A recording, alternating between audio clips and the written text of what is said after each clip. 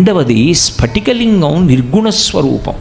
స్ఫటికలింగం దగ్గరికి వెళ్ళి కూర్చుని దానికి జరుగుతున్నటువంటి అర్చన చూసినా, దానికి జరుగుతున్న అభిషేకం చూసినా అసలు పరబ్రహ్మము యొక్క స్వరూపము అవగతమవుతుంది అన్నారు.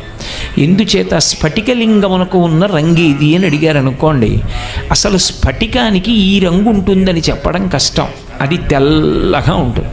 శాంతం పద్మాసనస్థం శశిధర మకుటం పంచవక్త్రం త్రినేత్రం అంటూ పరమశివుడు ఎలా ఉంటాడు అని వర్ణిస్తే స్ఫటిక మణినిభం పార్వతీశం నమామి.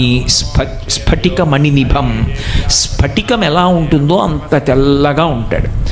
ఇప్పుడు స్ఫటికలింగం తెల్లగా ఉన్నదాని దగ్గరికి తీసుకెళ్ళి మీరు ఒక ఎర్ర పువ్వు ఇలా ఉంచారనుకోండి, స్ఫటికలింగం అంతా కూడా ఎర్రగా అవుతుంది. ఇప్పుడు ఎందుకు ఎర్రగా అయింది? దాని ముందుకు ఒక ఎర్ర